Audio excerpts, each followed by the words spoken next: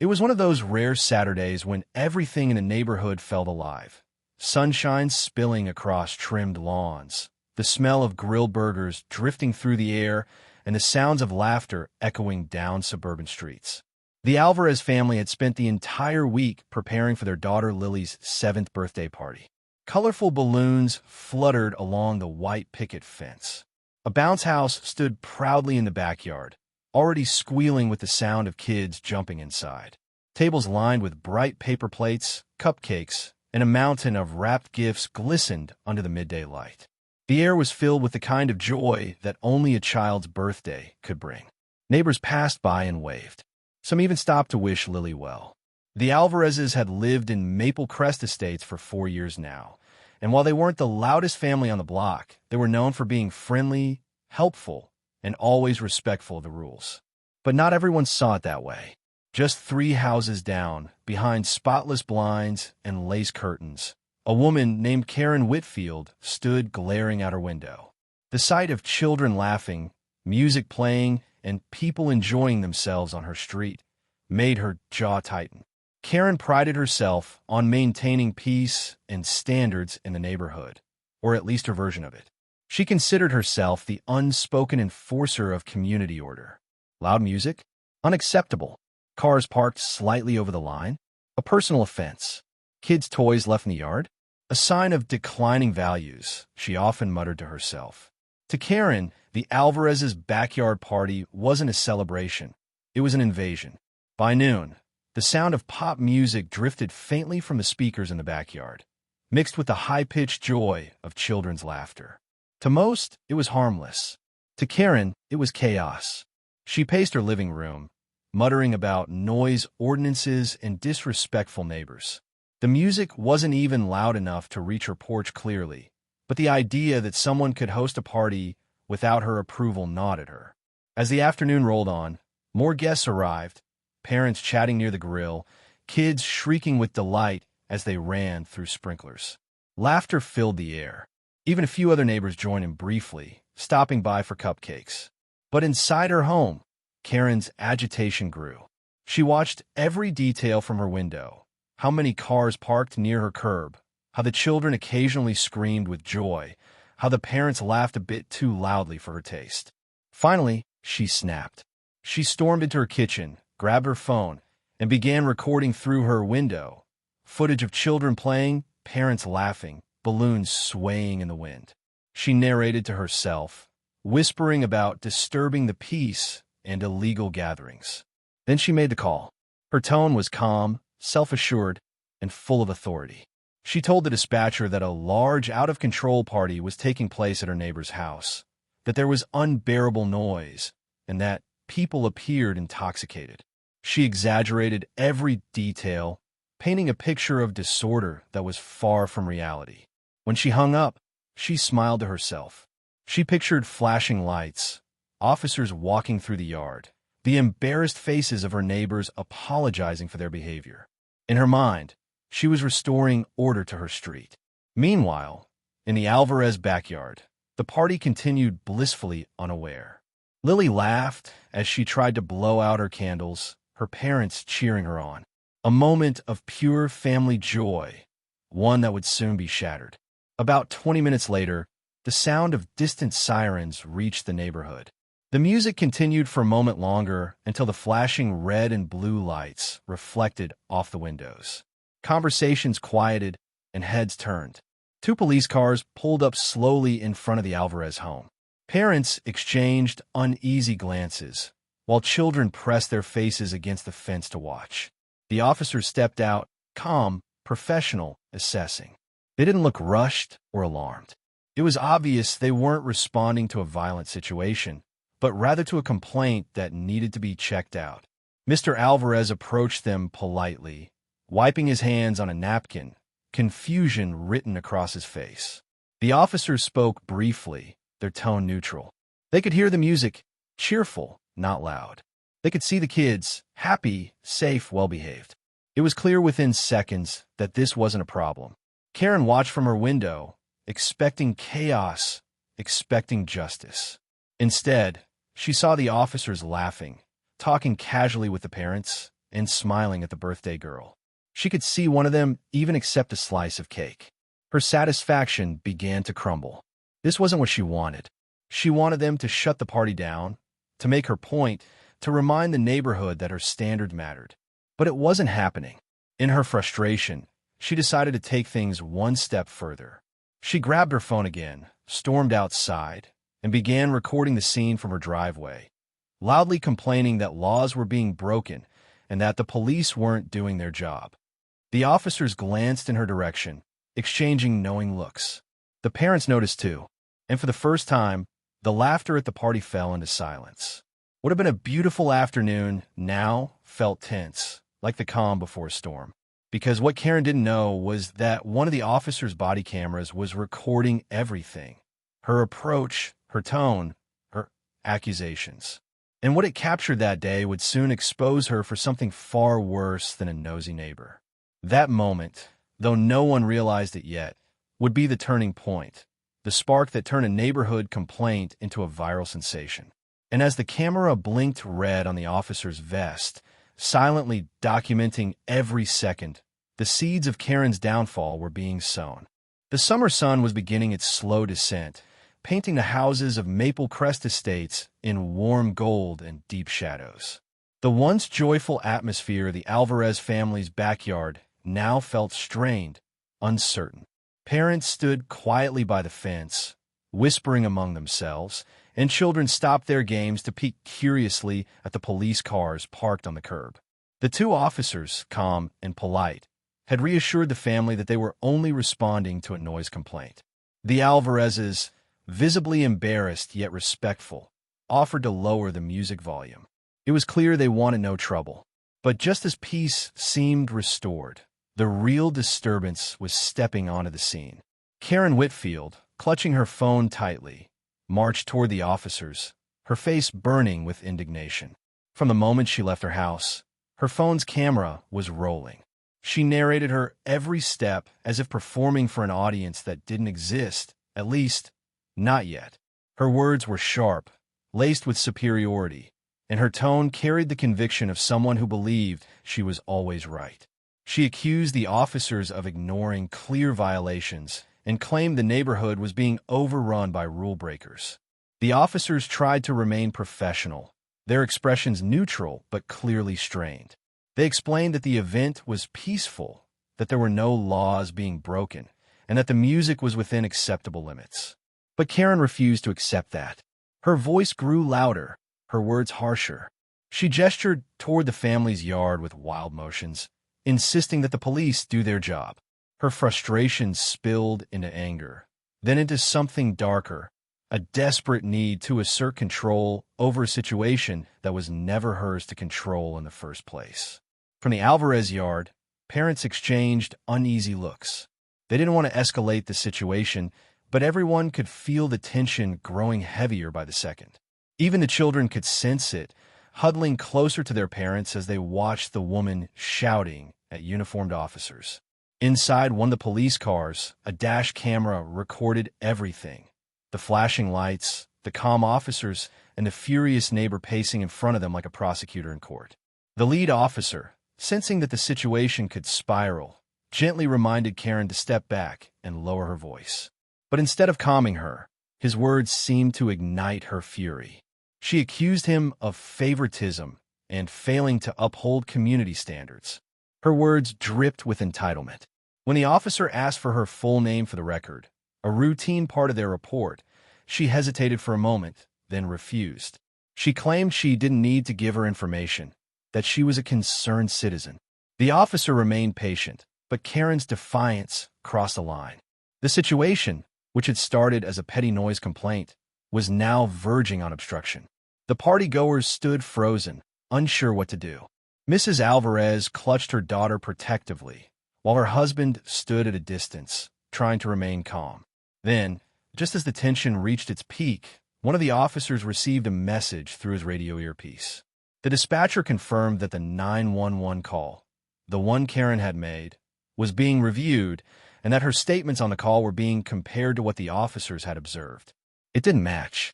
Karen had reported a large, dangerous crowd, drunken adults, and uncontrolled minors creating a disturbance. None of it was true. The officers on scene saw a small family gathering. No alcohol, no trouble, no danger. The lead officer looked at Karen carefully now, assessing not the situation, but her behavior. He asked her directly why she exaggerated the call. Her response was defensive, erratic. She insisted she did what was necessary to maintain peace. She refused to admit wrongdoing. By now, a few neighbors had quietly stepped outside to watch. Phones began recording from a distance. Karen, in her fury, didn't notice that she had become the spectacle she once despised. The officer warned her to stop interfering and to return to her property. But instead, she doubled down, following him back toward the family's yard, still recording, still lecturing. And then it happened. In her anger, she stepped too close, blocking the officer's path as he tried to speak with the Alvarezes. When he asked her again to step aside, she refused, claiming that she had every right to oversee how the police conducted themselves. It was at that moment the body cam caught the flash of movement, her finger jabbing toward the officer's chest in frustration. It wasn't an attack, but it was enough. The officer calmly reached for his cuffs, informing her that she was now interfering with a police investigation and obstructing law enforcement. The air went still. The neighborhood fell silent as Karen's protests turned to disbelief. She demanded to know how dare they and what authority they had. But the officer, firm and composed, gently placed her hands behind her back and began the process of detaining her.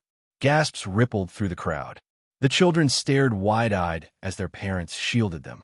The Alvarezes stood frozen, unsure whether to feel vindicated or horrified. Karen, still shouting, tried to appeal to the watching neighbors, insisting she was standing up for what's right. But no one stepped forward to support her.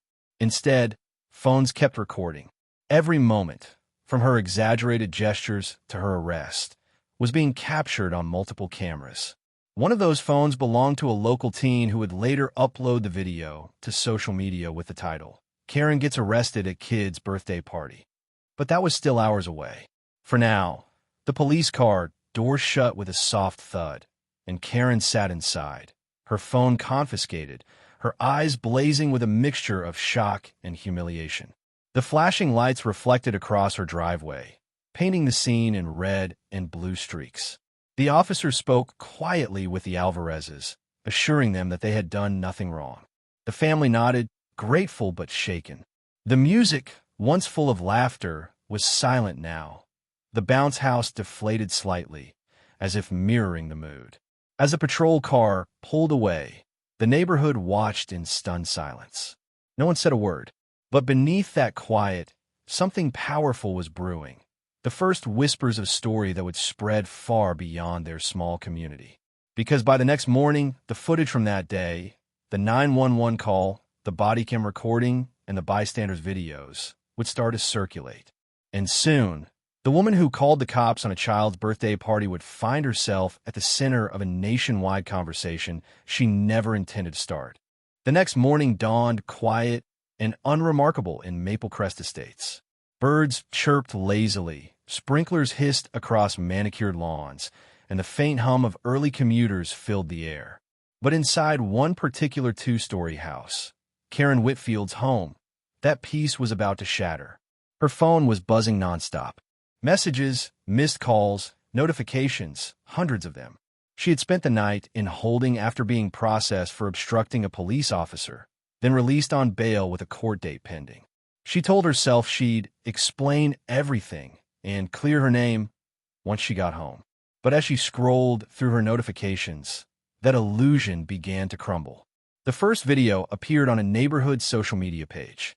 The shaky footage, taken from a teenager's phone, showed her yelling at the police, pacing with her clipboard, and ultimately being handcuffed beside a row of balloons and a deflating bounce house. The caption read simply, "Karen gets arrested at kid's birthday party."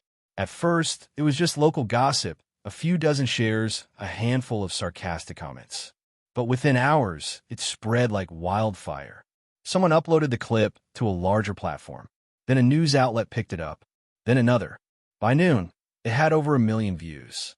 Clips of her shouting, "This is a quiet neighborhood," and "You people don't belong here" were being replayed across YouTube, TikTok, and Facebook, edited, subtitled, and stitched into countless reactions and memes. Her neighbors watched in disbelief. They hadn't expected it to go this far. Some felt pity, others quiet satisfaction. For years, Karen had been the self-appointed enforcer of their HOA's standards. She had written complaint letters about overgrown lawns, Christmas lights, trash cans left out too long, and loud laughter from kids at play. Many had suffered under her scrutiny. Now, the tables had turned. Meanwhile, the Alvarez family was overwhelmed. They had no desire for fame or infamy. Yet, by association, they had become minor heroes in the eyes of the internet. Comments flooded in, praising their calmness and condemning Karen's behavior. Offers came from local reporters wanting interviews. Some even wanted to donate money for their daughter's next birthday party. Still, the family felt uneasy. They hadn't wanted this to happen. Not like this. Across town, however, the local police department was handling a different kind of storm. Once the video went viral, the department began receiving calls and emails from people demanding transparency. Viewers wanted the full body cam footage released. They wanted to see what really happened. After internal review, the department complied. That afternoon, the footage was uploaded to their official website, unedited, time-stamped, and brutally clear. It began with the officers calmly approaching the Alvarez residence. Their tone was professional, their demeanor relaxed. The camera showed the family cooperating respectfully. Then, halfway through the footage, Karen appeared, storming into frame, shouting orders, and refusing to comply with simple requests. Her gestures were aggressive, her words inflammatory. The most damning moment came when she jabbed her finger toward the officer's chest. It wasn't violent, but it was enough to show defiance and interference. The moment she was informed of her obstruction charge, her tone shifted from self-righteous to panicked. The internet responded instantly. Comment sections exploded. She got what she deserved. This is peak Karen energy. Imagine calling the cops on kids' laughter. Others pointed out more serious concerns. How quickly entitlement could escalate a harmless situation into a confrontation with law enforcement. By evening, Karen's face had become a meme. People edited her expression into movie posters, game covers, even fake advertisements for Neighborhood Watch, Karen Edition. The ridicule was relentless. Inside her home, curtains drawn, Karen sat in front of her computer, scrolling through the chaos she had created. Her face was pale, her hands trembling. She tried to post a response, a long explanation blaming biased media and ungrateful neighbors. But within minutes, her post was flooded with mocking comments and downvotes. She deleted it, then posted again, then deleted that too. Her phone rang, her employer. She didn't pick up. She already knew what was coming. By nightfall, the HOA board held an emergency meeting. Karen, once one of their most vocal members, was now a liability. The public attention was bad for the community's reputation. Homeowners were calling in, furious that their neighborhood was being associated with the viral scandal. The board issued a carefully worded statement distancing themselves from her actions. They claimed she had acted independently and that her behavior did not reflect the values of the HOA. In other words, they were cutting her loose. It was the first crack in the facade Karen had built for herself, a carefully maintained image of authority and control that now lay in ruins. Meanwhile, news stations covered the story nationally. Anchors described it as another viral confrontation gone wrong.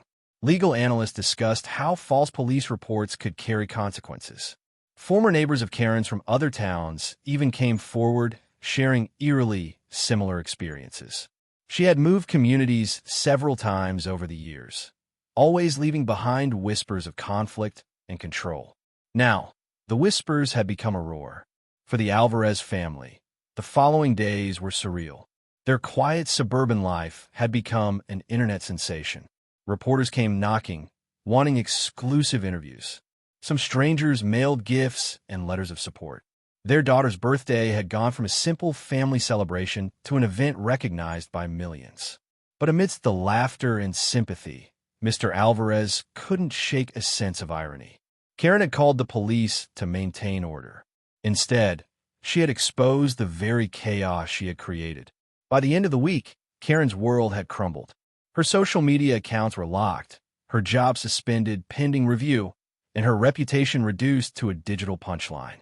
Still, she refused to accept responsibility.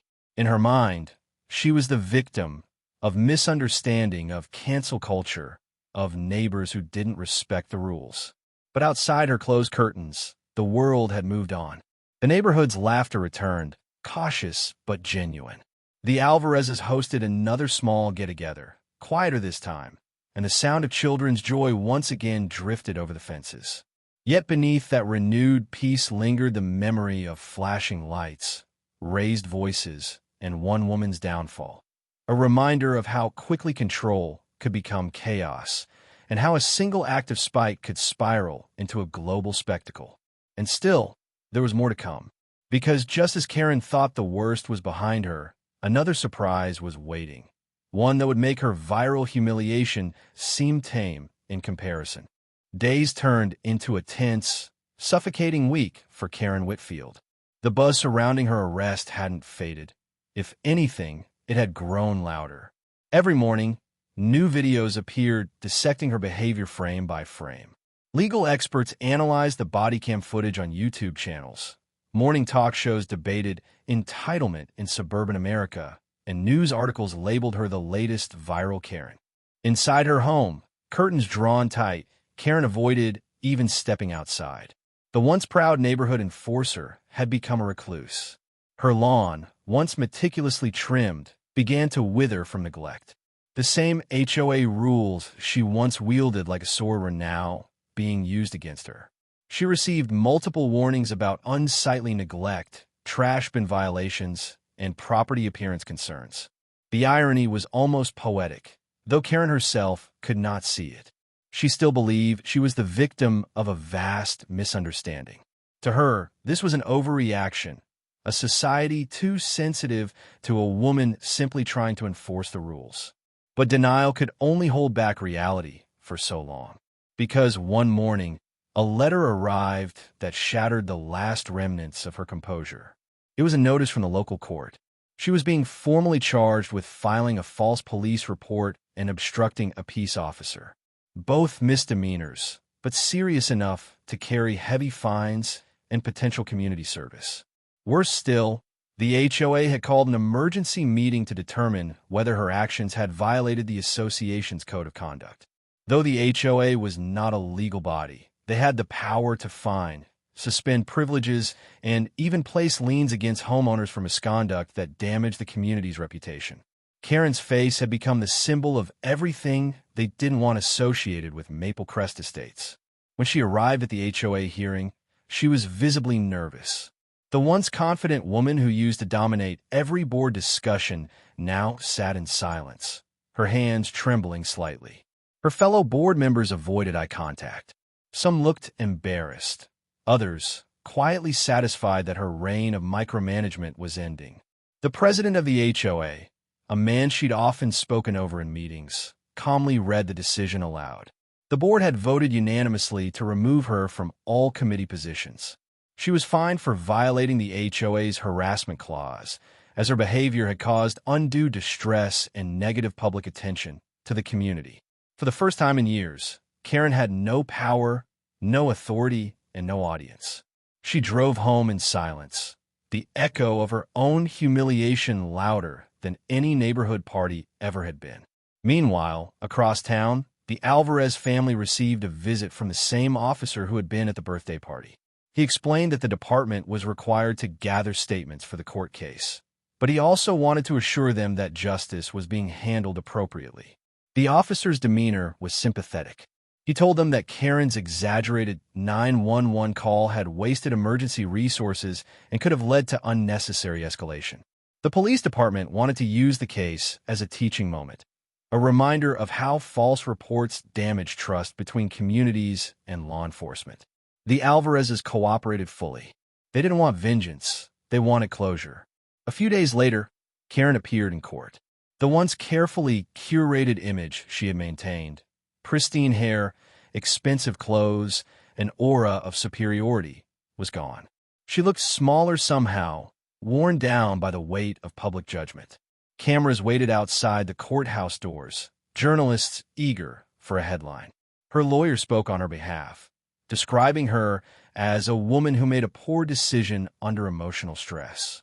The prosecution, however, presented the body cam footage and the audio from her 911 call, which clearly demonstrated her intent to exaggerate and manipulate the situation.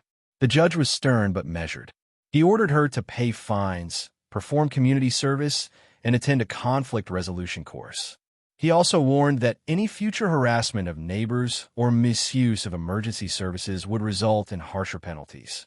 It was not a devastating sentence, but it was humiliating nonetheless. And when she exited the courthouse, flashes from cameras greeted her like a spotlight on a fallen star.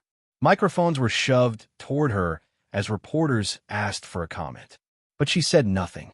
She just walked, fast head down, back toward her car, her face pale and unreadable.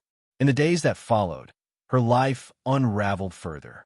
Her employer, unable to ignore the national attention, placed her on indefinite leave. Her friends distanced themselves, afraid of being caught in the social media storm. Even her family, especially her grown children, stopped visiting, embarrassed by the infamy surrounding her name. Alone and disgraced, Karen began to feel the weight of what she had done. The noise complaint that she believed was righteous now seemed absurd, almost childish. She had called the police on a family celebrating a child's birthday. And in doing so, she had destroyed her own peace far more thoroughly than any party could have. Meanwhile, Maple Crest Estates began to heal. Without Karen's constant surveillance, the atmosphere shifted. Neighbors smiled more, small gatherings became frequent again, and laughter returned to the cul-de-sacs. The community felt lighter, freer, like a weight had been lifted from its shoulders. Yet, despite her downfall, not everyone felt entirely triumphant. The Alvarezes, though grateful that justice had been served, couldn't shake the sadness of how far it had gone. What had started as an afternoon of innocent fun had ended with an arrest, court hearings, and nationwide ridicule. They knew that while Karen's behavior had been extreme, it had come from a place of deep insecurity, the kind that seeks control because it lacks peace. But the internet had no such mercy. The memes, the commentary, the endless cycle of public shaming, it continued. And for Karen, every notification, every viral clip was a reminder of her mistakes broadcast to millions. Her once orderly world, governed by rules, lists, and HOA codes, was now chaos. A chaos of her own making. And though the legal proceedings were over, the true sentence, the loss of reputation, respect, and belonging, was one she would carry far longer. Still, even as she sat alone in her living room, surrounded by silence and regret, something in her stirred, a stubborn ember of pride refusing to die. She told herself she would find a way to rebuild, to prove everyone wrong. But fate wasn't done with her yet, because in the digital age, a story doesn't simply end when the court case does. And soon, Karen would discover that the internet never forgets, and that redemption, once lost, could be harder to win back than freedom itself.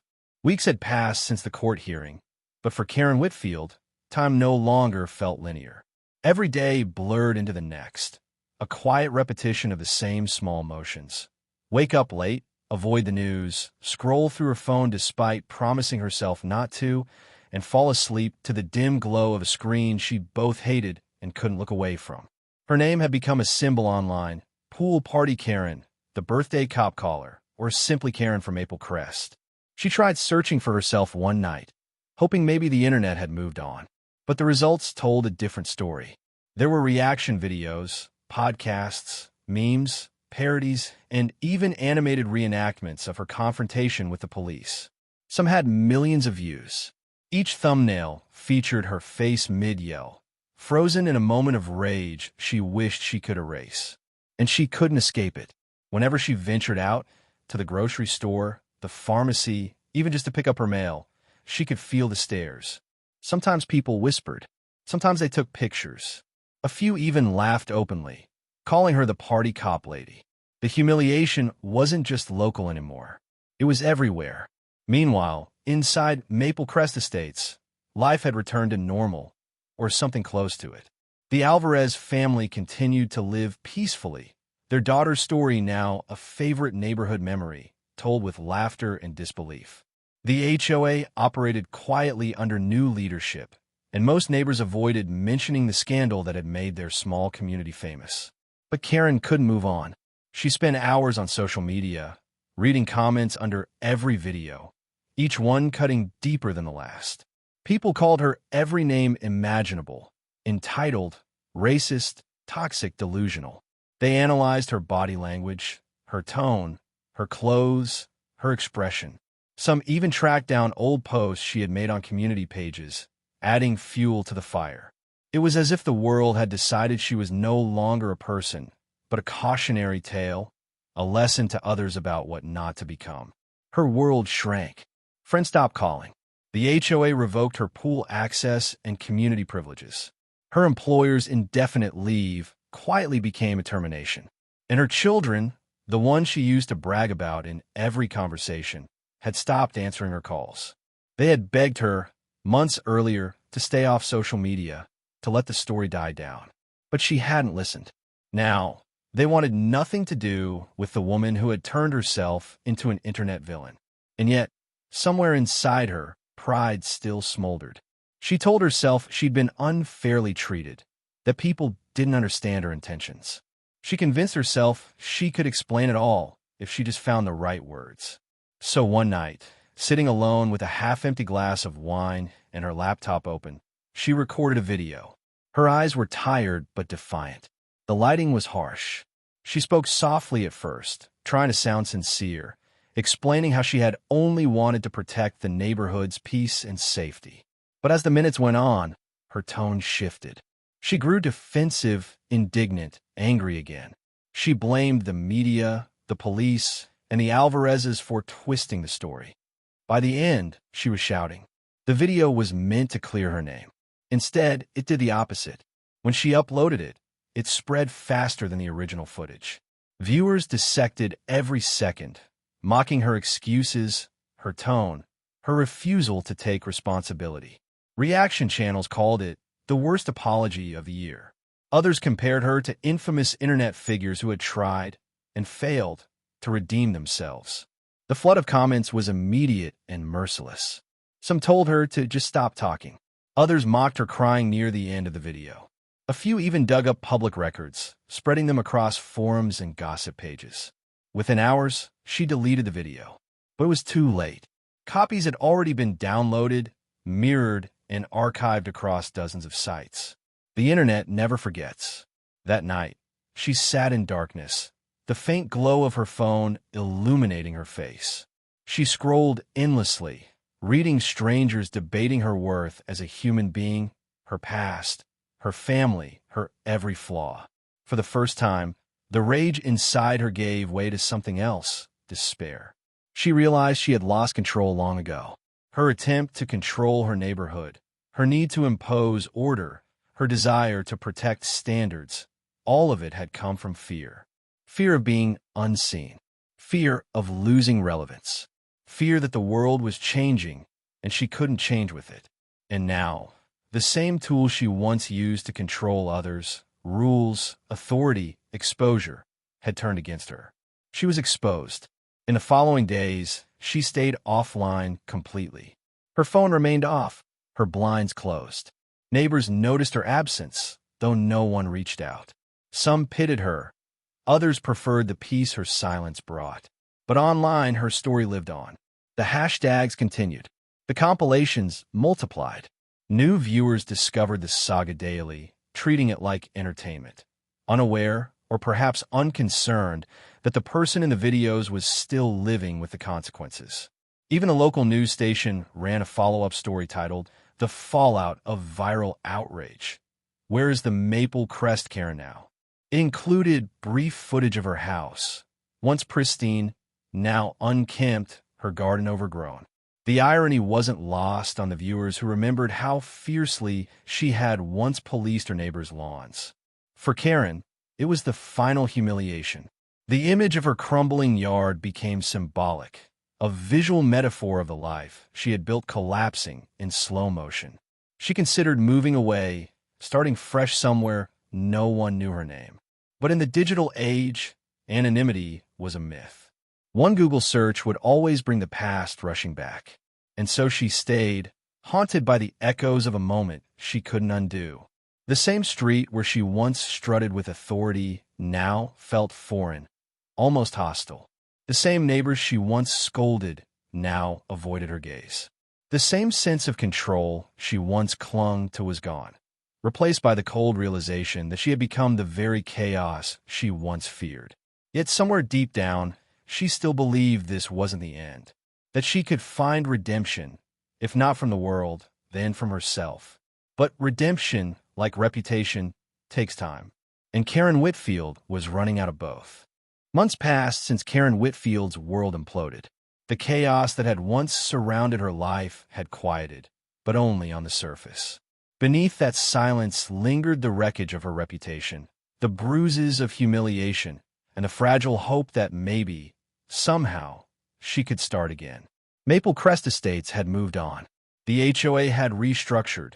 Families went about their daily lives, and children once again laughed and played freely in the neighborhood park.